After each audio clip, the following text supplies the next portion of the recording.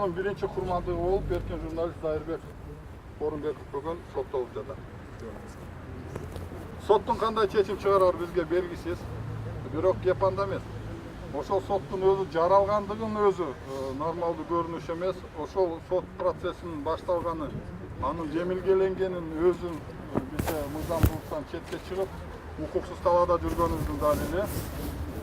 Демек, бул норма боюнча эгерде Дайырбек Орунбеков соттолуп кандай бир жазага тартыла турган болсо, анда толук бойдон Кыргызстанда адам укуктары же эркиндиктери толук тепшиленди деп айтып койсок туура эле болот.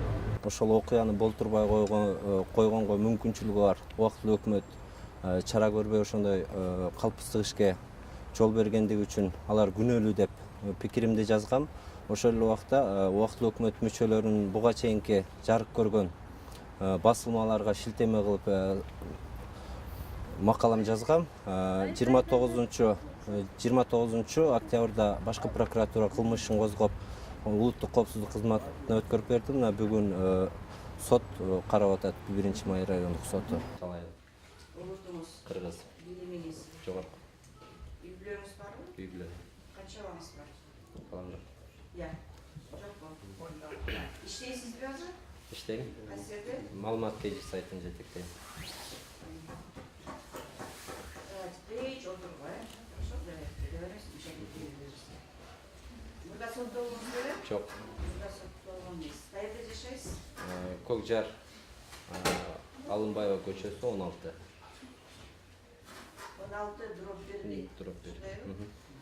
Айыптоо корктунун көчүрмөсүн алдыңыз беле? Алгам. Алгансыз. Өзү боюнча суроолор барбы? Жокпу. Соттук отурумда Заведомо ложное и не образует состава преступления, предусмотрено статьей 329 Уголовного кодекса Кыргызской Республики. Бұл Конституционный палатанын чечими, ошол чечим кабыл алып атканда ошол Конституционный палатанын мотивировочный бөлүмүн эске алып сурап кетедилер. ушул иш боюнча каярышыбыз? Анара Юсупова деген адам жок.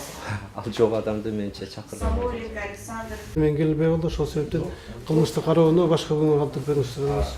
Так, судебное заседание откладывается на 4 февраля на 9:30. Божумардан туруңуздар. Бул иш боюнча эч ким арыз жазып кайрылган эмес, даттануучу да жок. Азыр сот отурумунда ошо күбөлөрдү тартабыз деп атат. Негизи жаратылышта бара күбө жок да. Лейла Саралаеванын жаңы жүздөр гезитине Дайырбек Орунбеков жазага тартылсын деген пикир жазылган. Анара Юсупова деген журналистке таандык макала.